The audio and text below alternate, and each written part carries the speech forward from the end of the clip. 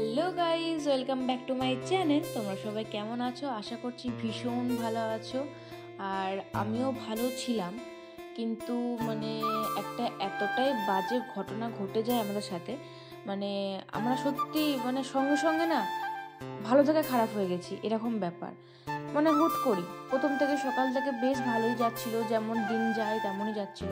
তারপরে ঘটনাটা ঘটে। তো পুরো ভ্লগটা দেখতে থাকো, আস্তে আস্তে সবটাই জানতে পারবে কি হয়েছিল না হয়েছিল, কারণ কি, কেন কি, সব কিছু জানতে পারবে। তো প্রথমেই জানাই গুড মর্নিং, সবাই কেমন আছে অবশ্যই জানাবে। আর ভিডিওটা আমি স্টার্ট করিয়ে দিয়েছি, দেখতেই পাচ্ছি আমাদের ফুল গাছ দিয়ে। আর এখন কিন্তু সুন্দর সুন্দর ফুল ফুটে গেছে, এত সুন্দর দেখতে লাগে এখানটা, কি বলবো। তাও তো এটা অনেক দিনের ব্লগ, অনেক দিনের বলতে এই প্রথমের ভিডিওগুলো, ক্লিপগুলো আর কি অনেক দিনের। কোনোটার সাথে ইয়ে করা থাকেনি, কখন কখন কি দরকার লাগবে সেই কারণেই করে রাখা। তারপরে কিন্তু এটা শেয়ার করা হয়নি। কিন্তু হুট করে যেহেতু ওই বাজে জিনিসটা হয়ে গেল, তো ভাবলাম ওইটা প্রথম থেকে শুরুটা করা যায় না, তাই প্রথমে অন্য কিছু ক্লিপ দিয়ে তারপরে ওইটা দেব। তো তার জন্যই প্রথমে ফুলগুলো দেখালাম। আর তারপরের দিনে সেদিনকেই আমি এই যে স্নান দান করে ওপরে যাচ্ছিলাম আর কি, ছাদেতে জামা কাপড় মিলবো বলে। আর এটা বলছিলাম যে ফুল গাছগুলো কত সুন্দর ফুলটা ফুটে যেতে হয়েছে, তোমাদের সাথে শেয়ার করবো বলেছিলাম যে আদৌ ফুল ফুটে কি ফুটে না সেটা তোমাদেরকে দেখাবো। তো আজকে দেখিয়ে দিলাম। তারপর চান টান করে উপরে গিয়ে ওই ছাদে যা কাজ আমার আর কি সেগুলোই করি। তো এগুলোই করছিলাম। আর সেদিনটা কত তারিখ ছিল, সেদিনকে বোধহয় 25 ডিসেম্বর 26 ডিসেম্বর এরকমই হবে। হুট করে তো বললাম না, ভালো জিনিস থেকে খারাপ জিনিসটা হুট করে হয়ে গেল, ভাবিনি। আর সেদিনকে অনেকটা রোদ দিয়েছিল, তাই বকর বকর করছিলাম যে কি সুন্দর রোদটা উঠেছে। আর মাও সেই চাদর টাদর সব কিছু কাচাকুচি করেছিল সামনেই যেহেতু। তারপর দিদিরা আসবে, বড়দি সানা আসবে, তো সব কিছু মা গুছিয়ে গাছিয়ে রাখছে। সানা এলে তো ব্যাস আর দেখতে হবে না, মাকে কাউকে আর দেখতে হবে না, যা ছটপটে হয়েছে বাপরে বাপ, কি আর বলবো। আর ছাদের ফুল গাছে বেশি লাগানো হয়নি, কারণ ছাদেতে অত পরিচর্যা করা যায় না। তো ওই দুটো গাছই লাগানো যায়, দুটো গাছতে কিন্তু গাছগুলো হয়তো বিশাল কিছু নয়, কিন্তু ফুল কিন্তু অনেক ধরেছে, আস্তে পিষ্টে গাছগুলোতে ফুল ধরেছে, বেশ ভালো লাগে দেখতে। আগে প্রচুর ছাদেতে ফুল লাগানো হতো, টবে টবে, খুব সুন্দর দেখতেও লাগতো, কিন্তু এখন আর লাগানো হয় না। আর এইটা দেখো কতটা ফাঁকা হয়ে গেছে, ওই মাটির ঘরটা ভেঙে দেওয়ার পর এখানটা পুরো ফাঁকা হয়ে গেছে, আর দেখতেও সুন্দর লাগে। ওই মাটির ঘরটা থাকাকালীন আমাদের ঘরটা যেন কোনো শোভাই পেত না, দেখাই যেত না ঘরটা কতটা কি না কেমন, কিছু দেখতে পাওয়া যেত না। তো এখন পুরোটাই ফাঁকা হয়ে গেছে বলে দেখতেও পাওয়া যায়, সবই পাওয়া যায়। আর এই যে নয়নতারা ফুল নিলে মনে হয় যেন মাথায় গুজে, ফুল নিলেই মনে হয় যেন মাথা এই কানের পাশে একটু গুজে নিই, দেখতে সুন্দর লাগে। যদিও দেখতে সুন্দর বিচ্ছিরি লাগছে, জঘন্য, কারণ ওই চুলটা টেনে বাঁধা আছে তেলটা মেখে, তো সেই কারণেই। আর আজকে সেদিনকে হয়েছিল বেগুন পোড়া, তারপরে একটা পাতলা সবজির ঝোল কাঁচকলা দিয়ে, তারপরে মাছের ঝাল, শাক ঘন্ট, আলু ভাতে ছিল, তো ছিলই। এই সকাল থেকে একবারও খাইনি, এই একবারই ভাতটি খাই আমি, যে আবার সন্ধ্যাবেলায় চা, আবার রাত্রেবেলায় কিছু একটা খাই, ব্যাস। এখন আমার আর খাওয়াই হয় না কিছু সেরকম। তো চলো দুজন মিলে খেয়ে দিই। মা বাবা আসেনি বলে মা তখনও খায়নি।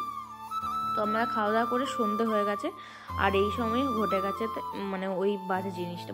দিদির আসলে এটা এখান থেকে আমি ব্লগটা স্টার্ট করেছিলাম, ওইটা তো আগের ছিলই। আর এইটা হচ্ছে যে তারপরে হুট করে, কারণ সেদিনকে আমি কোনো ব্লগ বানাবো না বানাইনি আর কি, হুট করে দিদি যেহেতু হয়ে গেল, তোমাদের সাথে যেহেতু সবটাই শেয়ার করি, তো ভাবলাম এটা কেন শেয়ার করবো না, তোমাদের সাথে শেয়ার করাটা আমার উচিত। তোমরা সবই জানো, যেহেতু জানো দেখো, তাই। তো হুট করে মেজদির এত পেটে ব্যথা শুরু হয়ে যায় সন্ধ্যাবেলা থেকে, ওই 5:30 থেকে। তো মাঝে মাঝে এখন দিদির পেটে ব্যথা হচ্ছে, কিন্তু সেটা কি বলতো, ওই 15-20 মিনিট বা 10 মিনিট এরকম টাইম। কিন্তু সেদিনকে দিদির 5:30 থেকে ব্যথা শুরু হয়েছিল, কিন্তু দিদির ব্যথা একদমই উঠছিল, কমছিল না, অনবরত বেরিয়ে যাচ্ছে। মেজদির প্রচণ্ড লাগছে, প্রচণ্ড ভীষণই ব্যথা লাগছিল। তো তখন দাদাকে, তারপরে ও শাশুড়ি মা, মেশোমশাইকে সবাইকে ফোন করে বলছিল আর করছিল। আমার বড়দিদিকেও ফোন করছিল, বড়দিদি বলছিল হ্যাঁ আমারও এরকম হতো, কিন্তু আমার তোর মানে আমারও থেমে যেত, ওই 15-20 মিনিট বিশালই যন্ত্রণা হতো, কিন্তু দেন আমারও থেমে যেত। মিস দিও বলছে যে হ্যাঁ আমারও এরকমই হতো, কিন্তু আজকে আমার কিছুতেই থামছে না। 1 ঘন্টা হয়ে গেল, 2 ঘন্টা হয়ে গেল, আমার কিছুতেই কমছে না। 7:30 বাজছে আমরা বাড়ি থেকে বেরিয়েছি। তারপরে মানে মাসিমণি আরে বললো, আমার মাও বললো যে না এটা তো ভালো দেখছি না। সঙ্গে সঙ্গে আমি আমার বাবাকে ফোন করি, বাবা সঙ্গে সঙ্গে দোকান থেকে ডাক্তারখানা চলে গেছিলো। দিদি যেহেতু দামোদর দেখায় ডক্টর রাজেশ বাবুর কাছে, তো সেখানেতেই যাচ্ছি। আর সঙ্গে সঙ্গে তো গাড়ি ঘোড়া তো কোথাও পাবো না, টোটো ছাড়া কোনো গতিও নেই।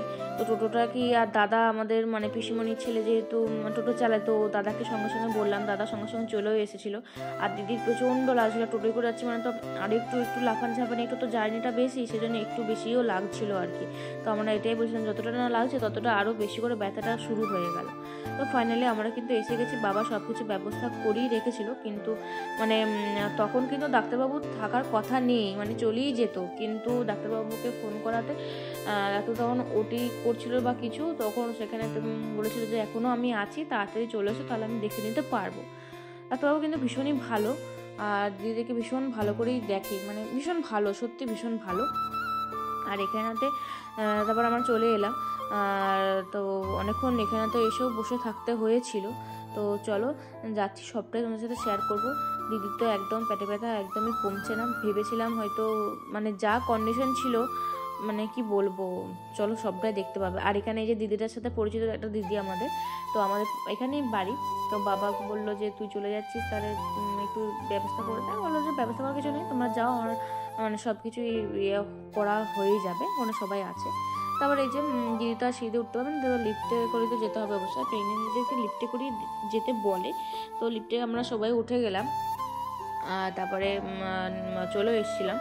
আর মা তো ভীষণই টেনশন হচ্ছিল, মা এমনই টেনশন করছে যে মায়ের শুধুই বমি পাচ্ছে, চোয়া ঢেকুর উঠছে, এরকম ব্যাপার। আর আমারও মানে সিটটা তো না সেদিনকে একদমই থাকেনি, জানো তো, একদমই। এখন যেহেতু সিটটা ভীষণই পড়ে গেছে, মানে কাঁপাচ্ছে, আর সেদিনেতে একটুও সিট থাকেনি। কিন্তু মানে একটা হয় না যে ভয় পেলে বা ভীষণ এক্সাইটেড হয়ে গেলে, ভীষণ আনন্দ হয়ে গেলে একটা ভিতরে যেমন একটা গুড়গুড় করে, মানে এটা কাঁপি, শীত না করলেও যেন ভিতরটা কাঁপছে, এরকম মনে হয় না? তো সেরকম ভীষণই একটা সবার মধ্যে ভিতরটা কেমন একটা হচ্ছিল, টেনশনে, এত টেনশন। এদিকে বড়দিদিও টেনশন করছে, বারবার ফোন করছে যে কি হলো বল না, এখন ঠিক আছিস তো? ঠিক আছে, তো আমি যেতে পারছি না, ভালো লাগছে না। তো তারপরে এখন একটু বসে থাকতে হয়েছিল। তারপর দিদির এই প্রেশার টেশার সব কিছু মাপামাপি হলো।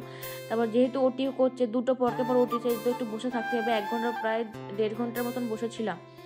আর এখানে ক্যামেরা করার কোনো অ্যালাউ ছিল না, বারণ করেছিল একবার। কিন্তু আমি ওই একটু আধটু করেছি, সবটা তো সবক্ষণ করিনি, ওই যতটুকু একটু একটু করা যায় আর কি করেছিলাম। যেহেতু ব্লগটা আমি স্টার্ট করেছি আর আমাকে মানে করতে হবে, বারণ করলেও শুনবো, অবশ্যই শুনবো, তাদের কথা আমার মেনে চলা উচিত। কিন্তু ওই একটু একটু মানে দেখাবো, বেশি কিছু না।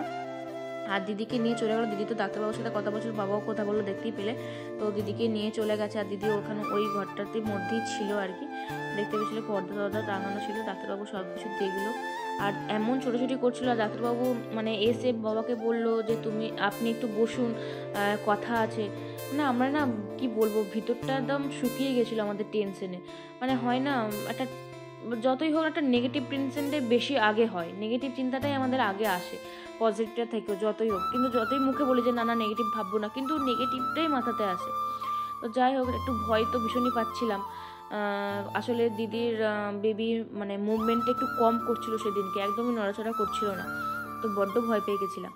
তো দেন ডাক্তারবাবু বাবার সাথে কথা বললো, তারপরে বললো যে না সব কিছু ঠিকঠাক আছে। তারপর দিদির কাছে এলাম, দিদিকে অক্সিজেন দেওয়া হবে। আসলে নড়াচড়া করছিল না, এবার অক্সিজেনটা দেওয়ার পর তারপরে বেবিটা একটু নড়াচড়া করছিল। বললো 1 ঘন্টা অক্সিজেন দিতে লাগবে, যদি পেটে ব্যথা কমে বা সব কিছু ঠিকঠাক হয়ে যায় তাহলে চলে যাবে 1 ঘন্টা পর, আর যদি না হয় ঠিকঠাক তাহলে কিন্তু আজকে ভর্তি থাকতে হবে।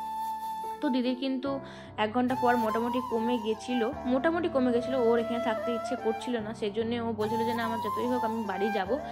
আর বেশি যন্ত্রণাটা হয়নি, যতটা হচ্ছিলো ততটা একটুখানি হলেও কমেছিল, নাহলে যেতেও পারতো না, করতেও পারতো না। আর বাচ্চাটাও এখন ঠিকঠাক আছে, ডাক্তারবাবু বললো সব কিছু ঠিকঠাক আছে। আর দিদিকে কালকে ইউএসজি করতে বলেছে, আর কালকে দিদিকে ডেট দেওয়া হবে আর কি, দিদির কবে ডেলিভারি হবে না হবে, তো সেই কারণে। তো চলো আজকের মতন মানে ভিডিওটা এখানেই শেষ করে দিয়েছিলাম আর কি।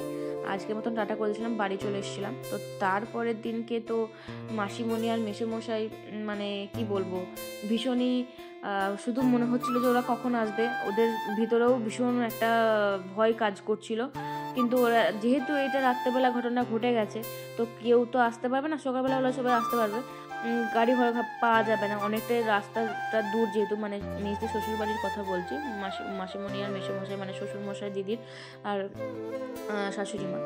তো সেজন্য আর কি সকালবেলাতে স্কুল যেহেতু, মাসিমণি যেহেতু স্কুল টিচার, তোমরা অনেকেই জানো বা অনেকেই জানো, তাই বলে দিলাম। যাই হোক, তো সকালবেলা আসতে পারেনি, আর আমি তারপরের দিনে ওই ঘুম থেকে চান টান করে নিয়েছিলাম, আর তারপরে ভাত খেয়ে নিচ্ছিলাম। আর ওই যে সেই, এটা আগের দিনেরই ব্লগ, কারণ 25 ডিসেম্বর বা তার পরের দিনেরই ব্লগ, কারণ 25 ডিসেম্বর আমাদের বাড়িতে ওই যে মাংস হয়েছিল, সেই মাংসটা মা তো রেখে দিয়েছিল যাতে পরের দিনকেও হয়, মানে এটা সবার বাড়িতেই হয়ে মনে হয়, যেটুকু হয় সেটাকে আবার রেখে দেওয়ার চেষ্টা করি যাতে পরের দিনকেও খেতে পারি।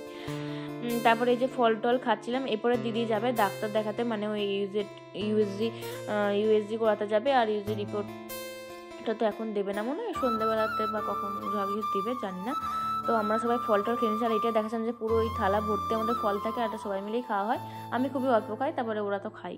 তারপরে সন্ধে হয়ে গেছিলো, আর সন্ধ্যের সময় মাসিমণি মেসোমশাই এসেছিলো, বিকালবেলা করে এসেছিলো, আমি ক্যামেরাটা অন করিনি আর কি। আর তারপরে একটু গল্প টল্প করছিল, তাই ভাবলাম একটু ক্যামেরাটা অন করি।